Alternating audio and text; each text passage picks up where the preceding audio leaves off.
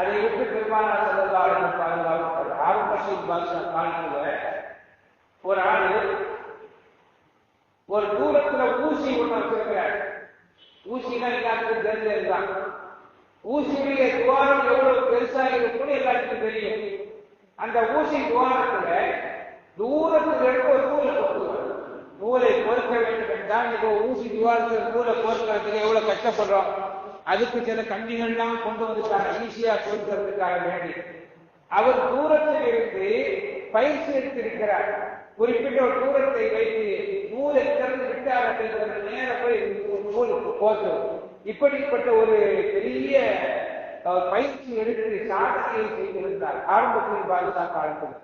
இந்த செய்தியை அரசர்கள் சொல்லப்படும்.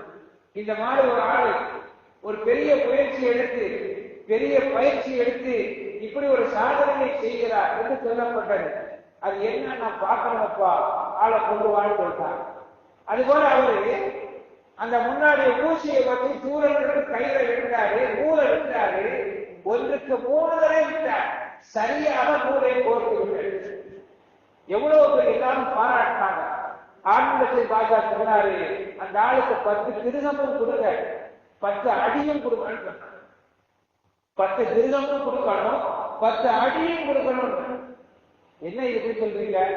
10 திருகம் கொடுத்தா நியாயம். அவரை பாராட்டி அவருடைய திறமையை பாராட்டி கொடுப்பது. அடி கொடுக்கணும்னு சொல்றீங்களே, அவர் செய்த இந்த சாதனைக்காக வேண்டிய பரிசு 10 ரூபா, 10 திருகம். ஆனால் இதை ஒரு பயிற்சியுமே தீனுக்கும் புரோஜனம் இல்லை, துனியாவுக்கும் புரோஜனம் இல்லை, அன்னுக்கும் புரோஜனம் இல்லை, யாருக்கும் புரோஜனம் இல்லாத ஒரு காரியத்துல போய் நேரத்தை வேஸ்ட் பண்ணானா இல்லையா? அதற்காக வேண்டி 10 அடி கொடுக்கணும்னு சொன்னாங்க. அப்ப இப்படி பெரியவர்கள் எல்லாம் ரொம்ப கண்ணியமா நடந்திருக்கிறாங்க. எந்த காரியத்தை செய்தாலும் புரோஜனமான காரியமா என்று பார்த்தார்கள். விளையாடுவதாக இருந்தாலும் சரிதான், அதுவும் மார்க்கத்திற்கு புரோஜனமா, துனியாவிற்கு புரோஜனமா, ஆகிரத்திற்கு புரோஜனமா, தனக்கு புரோஜனமா, குடும்பத்தார்களுக்கு புரோஜனமா, அடுத்தவர்களுக்கு புரோஜனமா என்பதை பார்த்து அந்த காரியத்திலே ஈடுபட வேண்டும். புரோஜனம் இல்லாத விளையாட்டுகள், மல்யுத்த விளையாட்டுகள் பெருமானார் ஸல்லல்லாஹு அலைஹி வஸல்லம் விளையாடினார்கள். கட்டி சட்டை விளையாட்டுகள் விளையாடினார்கள். அதெல்லாம் மார்க்கத்திற்கு தேவையது. உடலுடைய ஆரோக்கியத்திற்கு தோதுவான விளையாட்டுகள் இருக்கிறது. அந்த விளையாட்டுகள் விளையாடலாம், பிரச்சனை இல்லை. ஆனால் இதற்கும் புரோஜனம் இல்லாத விளையாட்டுகள், போன்ல விளையாட்டுக்கு இந்த மாதிரி நேரத்தை நாசமாக்குறதுக்கு இவர்களுக்கெல்லாம் ஹாரூன் ரஷீத் பாதுஷா அவர்கள் செய்த அந்த 10 அடி கூடவே கொடுத்தாலும். ஆனா கேட்கக்கூடிய கேட்டா நம்ம எதிர்த்து வரக்கூடிய காலம் ஆகிவிட்டது. ஆக பெருமானார் ஸல்லல்லாஹு அலைஹி வஸல்லம் ஒரு கல்வியை படித்தாலும் கூட, ஒரு பயிற்சியை எடுத்தாலும் கூட அது புரோஜனத்தினால்தான் இருக்கக்கூடாது என்று பெருமானார் சொல்கிறார். அதுபோல அல்லாஹ்வை மறந்து பொதுவாக கொஞ்சம் கூட சிந்தனை இல்லாமல் இருக்கக்கூடிய அந்த உள்ளம் அப்படி இருப்பதை விட்டு அல்லாஹ்வை பாதுகாப்பு செய்கிறார்கள். நமக்கு சிந்தனையே வரவில்லை. துனியாவுடைய நான் யாரும் சிந்தனை இல்லை, பிறர் யாரும் சிந்தனை இல்லை, வாப்பா யாரும் பிள்ளை யாரும் எந்த சிந்தனையுமே இல்லை. அந்த மாதிரி வாழ்ந்து இருக்கிறோம். அதே போல அவர்கள் கொஞ்சம் கூட நிறைவேறாத ஆசை, அதாவது போதுமென்ற மனநிலை இல்லாத மனோ இச்சைகள் மனிதனை போட்டு ஆட்டி படைக்குது. அதை விட்டு சட்டத்தாவர்கள் பாதுகாப்பு. நட்சுடைய தீங்கு இருக்குது. இது ஒரு கொடுமையான ஒரு தீங்கு. நம்ம எல்லாம் பார்த்திருக்கோம். உணவை சுத்தப்படுத்துவது எல்லாம் தெரிஞ்சிருந்தான். உள்ளத்தை சுத்தப்படுத்துறது. சில பேருடைய நிலைமை, சில நோய் வருது, உடல்ல வெளியே பார்த்தா தெரிஞ்சிடும். சில நோய் வெளியில பார்த்தா தெரியாது. ரத்தத்தை டெஸ்ட் எடுத்து பார்த்தா தான் தெரியும். இன்னும் சில நோய் இருக்குது, ரத்தத்தை டெஸ்ட் எடுத்தாலும் தெரியாது, உள்ளுக்குள்ள ஸ்கேன் பண்ணி பார்த்தா தான் தெரியும். இந்த மாதிரி எல்லாம் உள்ளுக்குள்ள உள்ள நோய்கள் நிறைய இருக்குது. ஆனா அதனுடைய பாதிப்பு என்ன? உடலை காட்டும். அதனுடைய பாதிப்புடைய செயல்பாடுகளை காட்டும். அதனுடைய பாதிப்பு நம்மை முடக்கிவிடும். உலகத்தில் உள்ள நியதியை. அதே போல உடல் நோய்வாய்ப்பட்டாலும் உடல் சோர்ந்துவிடும். உள்ளம் நோய்வாய்ப்பட்டாலும் உடல் சோர்ந்து விடும். மனிதனுடைய ரூஹ் என்று சொல்லக்கூடிய உயிர் சோர்ந்து விட்டாலும் அது நோய்வாய்ப்பட்டாலும் சொன்னால் உடல் சோர்ந்து விடும். நப்சு நோய்வாய்ப்பட்டாலும் சொன்னால் உடல் சோர்ந்து விடும். பெருமானார் ஸல்லல்லாஹு அலைஹி வஸல்லம் சொன்னார்கள், இன்னல் ஜஸதி வதுஹத்த இதா சதுஹ சதுஹல் ஜஸது குல்லு. உடம்புல ஒரு சடை துண்டு இருக்கு, அந்த சடை துண்டு சரியாயிடுச்சு அப்படின்னு சொன்னா உடம்பெல்லாம் சரியாயிடுச்சு. ஒரு சின்ன சடை துண்டு தான், அது சரியாயிடுச்சுன்னா உடம்பெல்லாம் சரியாகிவிடும். அது சரியாகலை அப்படின்னா வைதா பசதத்து பசதல் ஜஸது குல்லுஹு, அது கெட்டு போயிடுச்சுன்னா உடம்பெல்லாம் கெட்டு போய்விடும். உடல்ல கை காலு கெட்டு போயிடும், கண்ணு கெட்டு போயிடும், எல்லாம் கெட்டு போயிடும். பெருமானார் சொல்றாங்க. அது என்ன தெரியுமா? அதுதான் கல்பு, உள்ளம் சொல்றாங்க. இன்னைக்கு நிறைய சொல்றாங்க. மனிதனுடைய என்ன அலைகள், மனிதனுடைய சிந்தனைகள், மனிதனுக்கு ஏற்படக்கூடிய டென்ஷன், மனிதனுக்கு ஏற்படக்கூடிய பதற்றங்கள், மனிதனுக்கு ஏற்படக்கூடிய அமைதி இல்லாத நிலை, உடல்ல உள்ள ஏகப்பட்ட வியாதிக்கு மருந்து. எனக்கு ஒரு தடவை முன்னாடி சுகர் கூறி போச்சு. சுகர் கூட்டா நான் உடனே டாக்டர்கிட்ட போய் காட்டி நிறைய மருந்து சாப்பிடணும் அப்படின்னு நினைப்போம். ஆனா எங்க வீட்டுல என் அண்ணன் இருக்கிறாங்க, பெரிய அண்ணன். எனக்கு கருத்து தெரிஞ்ச நாள் ஒரு சுகர், அந்த அளவுக்கு சுகர்ல அனுபவிச்சாங்க. எனக்கு கருத்து தெரிஞ்ச நாள் ஒரு சுகர். நான் எந்த டாக்டர்கிட்ட காட்டலாம்னு யோசனை பண்ணிக்கிட்டு இருக்கோம். என்ன கூப்பிட்டு எந்த டாக்டர்டையும் காட்ட வேண்டாம், எந்த மாத்திரை மட்டும் கூட்ட வேண்டாம், 2 நாளைக்கு சும்மா உட்காரு, டென்ஷனே இல்லாம ஆட்டோமேட்டிக்கா சுகர் குறைஞ்சிடும் அமைதின்னு சொன்னாங்க. ஏன்னா அவங்க அனுபவத்தை சொல்றாங்க. அவ உடல்ல இல்ல மனச அந்த பதற்றத்தை தவித்துக் கொண்டால் நோய் எல்லாம் குறைஞ்சிடும். இன்னைக்கு நிறைய நோய்களுக்கு நிறைய பேருக்கு ஹார்ட் அட்டாக் இருக்கிறாங்க. அதுபோல என்னென்ன வியாதிகள் எல்லாம் வருது. எல்லா வியாதிகள் காரணம் சாப்பாடு காரணமா அல்லது மனதுதான் காரணமா, நிம்மதி இல்லாத நிலையா, தூக்கம் இல்லாத நிலையா, என்ன ஆரம்பத்த மனசுதான் காரணம். அப்ப மனது பெருமானார் ஸல்லல்லாஹு அலைஹி சொன்னார்கள், உள்ளம் சரியாகிவிட்டால் உடல் சரியாகிவிடும். எது ஸல்லல்லாஹு அலைஹி சொன்னார்கள்? உள்ளம் சரியாகலன்னு சொன்னா உடம்பு சரியாகாது. அவ உள்ளம் நம்ம அப்படின்னு ஒண்ணு இருக்குது, நம்ம எல்லாம். ஆனா ரூஹ் என்று ஒண்ணு இருக்குது, அதையும் சுத்தப்படுத்தணும். அதுக்கு மேல நப்சுன்னு ஒண்ணு இருக்குது, அதுக்கு மேல ஹவா நப்சுன்னு ஒண்ணு இருக்குது, மனோ இச்சைன்னு ஒண்ணு இருக்குது. நப்சுன்னு ஒண்ணு இருக்குது, ஹவா நப்சுன்னு ஒண்ணு இருக்குது. பெருமானார் ஸல்லல்லாஹு ஹதீஸ்ல வருது, நம்ம எல்லாம் கேட்டிருப்போம். அதுக்கெல்லாம் உள்ள உண்டா அனுபவத்துக்கு போயிட்டே இருப்போம். பெருமானார் ஸல்லல்லாஹு அலைஹி வஸல்லம் சொன்னார்கள், நப்ஸில்லா தஸ்வாவு, நிறைவேறாத அந்த அடங்காத ஆசை, கட்டுக்குள் அடங்காத நிலையை விட்டும் என் நப்சு போவதையும் நான் பாதுகாப்பு பெறுகிறேன் சொன்னாங்க ஸல்லல்லாஹு அலைஹி வஸல்லம். அதுபோல ஸல்லல்லாஹு அலைஹி வஸல்லம் ஒரு பயான ஆரம்பிச்சாங்க. ஒரு சின்ன பயான ஆரம்பித்தாலும்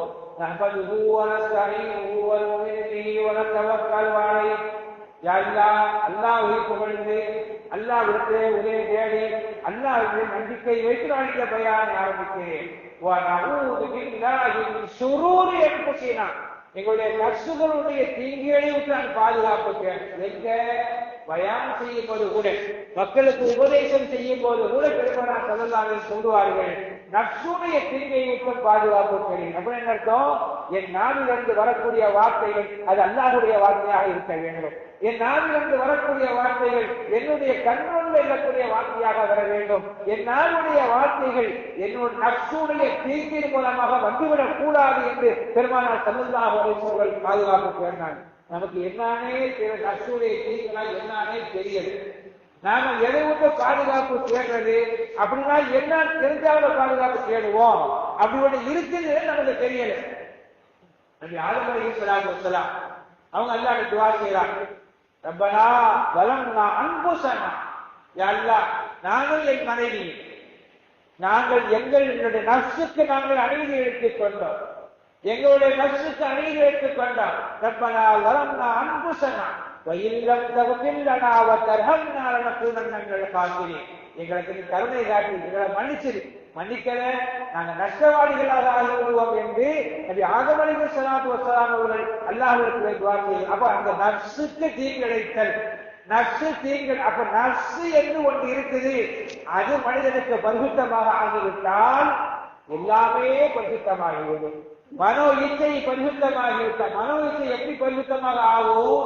பெருமானார் ஸல்லல்லாஹு அலைஹி வஸல்லம் சொன்னார்கள், நஃப்ஸை எப்பவுமே பாதுகாப்பாகவே வைத்துக் கொள்ளணும். மனிதனுக்கு எதிரி வெளியே இல்லை. நாம் இன்னைக்கு உலகத்துல உபதேசம் பண்ண சொன்னா அடுத்தவன்கிட்ட போய் அரை மணி நேரம் உபதேசம் பண்ணுவோம், ஒரு மணி நேரம் கூட உபதேசம் பண்ணுவோம். ஆனா அதே தப்பு நம்மள்கிட்ட இருக்கா இல்லையான்னு யோசிச்சு பார்க்கறதே கிடையாது. நமக்கு நாமே உபதேசம் செய்தோமா, நம்மிடத்தில் உள்ள குற்றங்கள் நமக்கு தெரிந்ததா என்றால் நம்மிடத்துல இல்லை. திருமணா சொன்னாங்க, எதிரிகள் என்பவர்கள் வெளியே இல்லை, எதிரி உனக்குள்ளேயே இருக்கிறான். எங்க இருக்கிறான்? ஒண்ணு உன்னுடைய நப்சு, இரண்டாவது கூடையே உட்கார்ந்து இருக்கா, சைத்தா உட்கார்ந்து இருக்கான்னு சொன்னாங்க பெருமானா சொல்லுவாங்க. அவ சைத்தானா எல்லாருக்கும் தெரியுது, சைத்தானா எல்லாத்துக்கும் தெரியுது. ஆனா நப்சுனா எங்க இருந்து கண்டுபிடிக்கிறது? அதை பெருமானா ரெண்டு நப்சு எதிரிகள் இருக்கிறார்கள். அல்லாஹ் பூசணிமா சொல்லுவார்கள், நப்சுக்கும் சைத்தானுக்கும் மாறு செய்து கொண்டே இரு, மாறு செய். வைனுகுமா மகல்லா கண்ணு சுதப்பத்தியுமே, ரெண்டு பேரும் உனக்கு சமயங்கள உபதேசம் கூட செய்வார்கள். பாவத்தை சொல்லுவது மட்டுமல்ல, உபதேசம் கூட சொல்லுவார்கள், நல்ல காரியத்தை கூட சொல்லுவார்கள். அவர்கள் கட்டுப்பட்டு விடாது ஒன்னை அவர்கள் கவுசி விடுவார்கள் என்று அல்லாமா மூசி ரஹ்மத்துல்லாஹி அலைஹி அவர்கள் சைத்தானையும் விளைந்திருக்கிறார்கள், நப்சையும் விளைந்திருக்கிறார்கள். அதனால் சொன்னார்கள், நமக்கு சைத்தானும் தெரியல, ஏன் நம்மளே சைத்தான உட்கார்ந்து இருக்கிறோம். நப்சுனா என்னன்னு தெரியல, நப்சுடைய குழுக்க ஆதிக்க நம்மள்கிட்ட உட்கார்ந்து இருக்கிறது. அப்படிங்கும்போது நப்சுனா என்னன்னு தெரியாம போய் பெருமானா சொல்லாங்க, நப்சுனா என்ன சொல்லலாங்க, காசுவின் நப்ச உன்னை நீ கேள்விகள் என்று சொல்லலாங்க. உன்னை நீ கேள்விகள், ஒரு நாளைக்கு கொஞ்ச நேரமாவது தன்னை கேள்வி கேட்க வேண்டும். சொல்றாங்க, யார் தன்னை கேள்வி கேட்டாரோ, தன்னை யார் கேள்வி கேட்டாரோ அல்லாஹ் தஆலா மறுமையுடைய கேள்வியை அவருக்கு லேசாக்குவார். ஆசியோ கபுலாட்டு நாசது, நீங்கள் கேள்விகள் கேட்கப்படுவதற்கு முன்பதாகவே உங்களை நீங்களே கேள்விகள் கேட்டுக் கொள்ளுங்கள் என்று ஸல்லல்லாஹு சொன்னார்கள். எப்படி கேள்வி கேட்கிறது? நாம ஒரு நாளைக்கு கொஞ்ச நேரமாவது உட்கார்ந்து இன்னைக்கு நாம செஞ்ச காரியங்கள் எல்லாம் நல்ல காரியமா கெட்ட காரியமான்னு பார்க்கணும், யோசிச்சு பார்க்கணும். காலையிலேருந்து செஞ்சது நமக்கு பிரயோஜனமா, மார்க்கத்துக்கு பிரயோஜனமா, குடும்பத்துக்கு பிரயோஜனமா, அல்லது ஆகிரத்துக்கு பிரயோஜனமா? பிரயோஜனமே இல்லாத செய்யலா, அல்லது அல்லாஹ்வுக்கும் ரசூலுக்கும் உடன்பட்ட காரியங்களைத்தான் நாம் செய்தோமா என்பதை ஒவ்வொன்றாக பார்க்கணும். அபூபக்கர் சித்திக் ரலியல்லாஹு தஆலா அன்ஹு அவங்க வஃபாத்தாக்குடைய கட்டத்துல தன்னுடைய மகள் ஆயிஷா அம்மாவை பார்த்து சொன்னாங்க, ஆயிஷா, உலகத்தில உயர்வான மனிதராக, கண்ணியமான மனிதராக, தக்குவாவான மனிதராக உமரை விட நான் வேறு யாரையும் பார்க்கவில்லை என்று சொன்னார்கள். அபூபக்கர் சித்திக் நாயகம் இப்ப வாழக்கூடிய காலத்தில் வேற கேட்கிறாங்க, அபூபக்கர் நாயகம் கேட்கிறாங்க, எஜமானே, நாங்க உடம்பு இல்லாம போயிட்டீங்களே, முடியாத கட்டமாயிருச்சு, உங்களுக்கு பிறகு நீங்க யார பொருட்களை ஏற்கலாம் நினைக்கிறீங்க அப்படின்னு சொல்லும் போது நான் உமரை என்னுடைய இடத்துல வைக்கலாம் நினைக்கிறேன். அப்போ பக்கத்துல சில பேர் சொன்னாங்க, ஒவ்வொரு கொஞ்சம் கோபக்காரராக ஆகி போயிருக்கேன், அவர் கொஞ்சம் வேகமா நடந்து கொள்வாரு, கடித்து கொள்வாரு. கடித்து கொள்வாரு சொல்வதற்கு வாய்ப்பு செய்து சொல்லக்கூடாது, அவர் கடித்து கொள்ளக்கூடிய மனிதர் ஆகியிருக்கேன், அவங்களை போய் வருவீங்களே சொல்லும் பொழுது, நாளைக்கு உமரை நீங்கள் பொறுப்பில் வைத்தால் அல்லாஹ் நாளை உங்களை ஒரு கடித்துக் கொள்ளக்கூடிய மனிதரை பொறுப்பில் வைத்தீர்களே என்று உங்களை பார்த்து கேள்வி கேட்டால் அல்லாஹ் வந்து என்ன நீங்கள் கொள்ள சொல்லுவீர்கள் என்று அபூபக்கர் நாயகத்தை பார்த்து கேட்கிறாங்க. அபூபக்கர் நாயகம் சொல்றாங்க, என்ன பார்த்து அல்லாஹ் இப்படி கேள்வி கேட்பாரா? நான் அல்லாஹ்ட்ட சொல்லுவேன், ரப்பே, உலகத்தில் நான் தேடி பார்த்ததில்லை உமரை விட ஒரு தக்குவாதாரியை நான் பெற்றுக்கொள்ளவில்லை, அவர்தான் உயர்ந்த தக்குவாதாரியாக இருந்தார், அதனால் அவரை நான் பொறுப்பு கொடுத்தேன் அப்படின்னு நான் சொல்லுவேன்னு சொன்னாங்க. அபூபக்கர் நாயகம் செஞ்சிருந்தாங்க. ஆயிஷா அம்மா அப்பா சொல்றாங்க, ஆயிஷா, உமர் தான் ஒரு கண்ணியமான ஒரு மனிதன், தக்குவாதாரியான மனிதன். எந்த அளவுக்கு தக்குவாதாரியான மனிதன் தெரியுமா? அவர் ஒரு வார்த்தையை பேசினால் பேசி போட்டு இது சரியா தப்பான்னு யோசிச்சு பார்ப்பாங்க. ஒரு வார்த்தையை பேசிவிட்டால் கூட இந்த வார்த்தை சரியா நாம சொன்னது என்பதை அவங்க ஒன்றுக்கு பல முறை ஆராய்ந்து பார்ப்பார்கள். ஒரு செயலை செய்தால் அந்த செயல் சரியா தப்பா என்று ஒன்றுக்கு பல முறை ஆராய்ந்து பார்ப்பார்கள். ஆராய்ந்து பார்ப்பது மட்டுமல்ல, இது மார்க்கத்துக்கு முரண்பட்டதா, மார்க்கத்துக்கு உட்பட்டதா, அல்லாஹ்வுக்கு ரசூலுக்கு உகந்ததா என்ற ஒரு கேள்வி கேட்டுக்கொண்டே இருப்பார்கள். எப்படிப்பட்டவர் தெரியுமா உமர் நாயகம்? ஹதீஸ்ல வருது, ஒரு நாள் அசர் தொழுகை கலாவாயிடுச்சு. கலாவாயிட்டு லேட் ஆகி போச்சு. நம்மளுக்கு எத்தனோ தொழுகை கலாவாகுது, எத்தனோ கலாவாயிட்டு தொழுகை தேவையில்லாத சில தொழுகிட்டு இருக்கிறாங்க. இருந்துட்டு போட்டோம். ஒரு நாள் அசர் தொழுகை தப்பி போயிடுச்சு.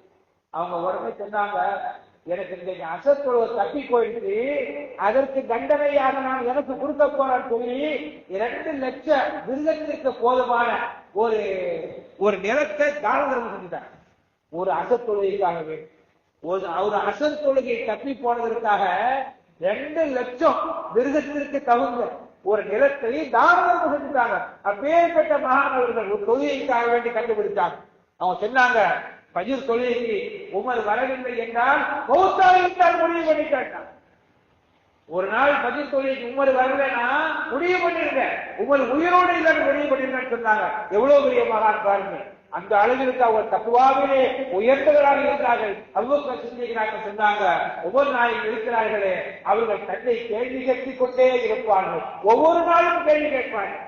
அதுபோல சகோதரர்களே, நாம் செய்ய வேண்டியது ஒவ்வொரு நாளும் நாம் செய்யக்கூடிய செயல்கள், நாம் பேசக்கூடிய பேச்சுக்கள், நாம் பழகக்கூடிய பழக்க வழக்கங்கள், நம்முடைய நண்பர்கள் எல்லாம் சரியா, உண்மையான ஒன்றுதான் பழகினோமா, நல்ல பேச்சைத்தான் கேட்டோமா, நல்லவர்கள் நாம பேசுவோமா என்பதை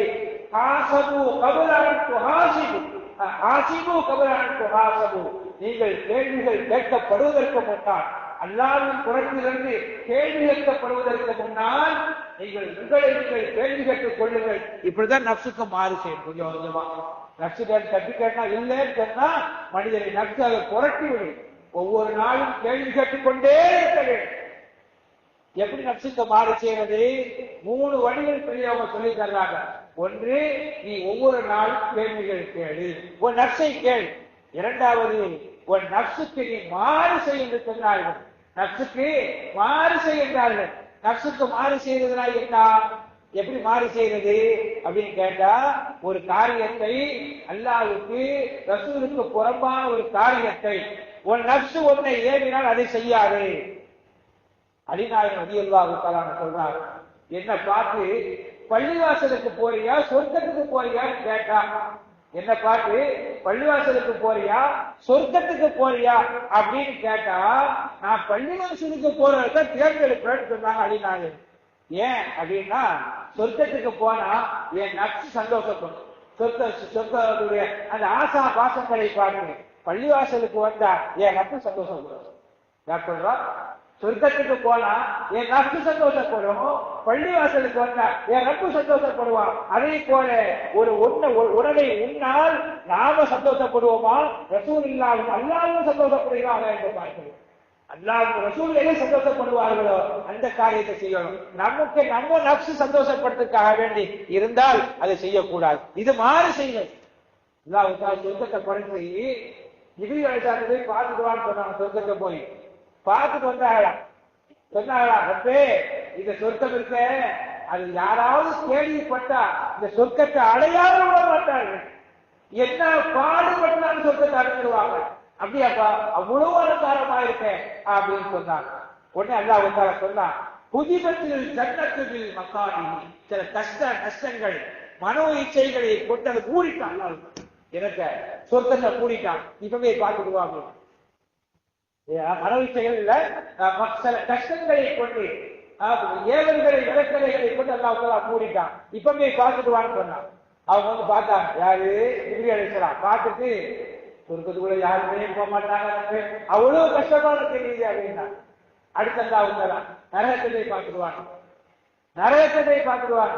பார்த்துட்டு வந்து சொன்னாங்க, நரகத்தை பார்த்தா யாருமே உள்ள போக ஆசைப்பட மாட்டாங்க, அவ்வளவு கொடுமையானது. அப்படியா, கொஞ்சம் போரு அப்படின்னு சொல்லி போட்டு அல்லாஹ் வந்தாலா நரகத்தை அப்படி மன உச்சைகள் நம்ம ஆசைப்படுறோமா இல்லையா? என்னென்னலாம் ஆசைப்படுறோமோ, பேச ஆசைப்படுறது, பார்க்க ஆசைப்படுறது, பழக ஆசைப்படுறது, சாப்பிட ஆசைப்படுறது, என்ன ஆசைகள் ஆசாபாசங்கள் இருக்கிறதோ எல்லா ஆசாபாசங்களையும் நரகத்துக்கு மேல அல்லாஹ் தஆலா வச்சான். இப்பவே பார்த்துட்டு சொன்னாங்க, நரகத்தை விட்டு யாருமே தப்பிக்க மாட்டாங்க போல, எல்லாரும் உள்ளவே கொடுத்துருவாங்க. அப்ப அல்லாஹ் சொல்றா, அந்த ஜிப்ரீல் அலைஹிஸ்ஸலாம் அல்லாஹ் சொன்னாங்க, உண்மையானவர்களே அந்த அளவிற்கு ஆசா வாசங்கள் எல்லாம் நரகத்திற்கு மேல் கூடப்பட்ட போர்வைகள் எல்லாம் யாரெல்லாம் நப்சுக்கு மாறு செய்கிறார்களோ, யாரெல்லாம் நப்சுக்கு மாறு செய்து நப்சுடைய பேச்சை கேட்காமல் வாழ்கிறார்களோ, அதுக்கு நப்சுனா என்னன்னு தெரிஞ்சாகணும், அதுக்குள்ள முயற்சிகளை செய்தாக வேண்டியதான் அந்த ஞானத்தை தருவாங்க. அப்ப நப்சுக்கு மாறு செய்யக்கூடிய அந்த பழக்க வழக்கங்களை கொண்டு வரும். நப்சுக்கு மாறு செய்ய இன்னொரு முறையே சொல்லி தர்றாங்க. அது என்ன? பெரியவர்களுடைய வாழ்க்கை வழிமுறைகளை படிக்க வேண்டும், அதை பார்க்க வேண்டும், எப்படி வாழ்ந்தாங்கன்னு பார்க்க. அவங்க சொர்க்கத்திற்காக வேண்டி, அல்லாஹ்வுக்காக வேண்டி, ரசூலுக்காக வேண்டி துன்யாவுடைய ஆசா பாசங்கள் எல்லாமே இருந்தாங்க. துன்யாவுடைய ஆசா பாசங்கள் எல்லாமே இருந்தாங்க, எதையும் அவங்க எடுக்கல. உலக வாழ்க்கை பெருமானா ஸல்லல்லாஹு சொல்றாங்க, மூத்தா போர் ஒரு போர், அந்த போருக்கு போகும்போது ஸல்லல்லாஹு சொல்றாங்க, இந்த போரில தளபதியாக நிற்பார் ஸைத் இப்னு ஹாரிஸா. ஸைத் இப்னு ஹாரிஸா கொல்லப்பட்டால் இன்னொருத்தவங்க அபூ தாலிப் அவங்களுடைய மகனார், அவங்க அதை பொறுப்பேற்பார்கள். அவர்களும் கொல்லப்பட்டு விட்டால் அப்துல்லா இப்னு ரவாஹா பொறுப்பேற்பார்கள். அவர்களும் கொல்லப்பட்டு விட்டால் அடுத்து நீங்களாக தேர்ந்தெடுத்து ஒருவரை போருக்கு தளபதியாக ஆக்கிக் கொள்ளுங்கள் என்று பெருமானா ஸல்லல்லாஹு சொன்னாங்க. 3 வட்டம் சொல்லி அனுப்புறாங்க. அவங்க தெரிஞ்சு போச்சு 3 பேரும் மௌத்தா போறாங்க, 3 பேரும் மௌத்தா போறாங்க தெரிஞ்சு போச்சு. தெரிஞ்சே போருக்கு போறோம். நம்ம சொன்னாங்க போவோமா, நம்ம வாழ்க்கை போவோமா? ஒரு சின்ன ஆபத்து வருதுன்னா போயிடுவா செய்வோம். அல்லாஹ்வுக்காக வேண்டி உயிரையும் கூட துச்சமாக நினைத்தார்கள். அல்லாஹ்வுக்காக வேண்டி தன்னை உடல் பொருள் ஆவி அனைத்தையும் துச்சமாக நினைத்தார்கள்.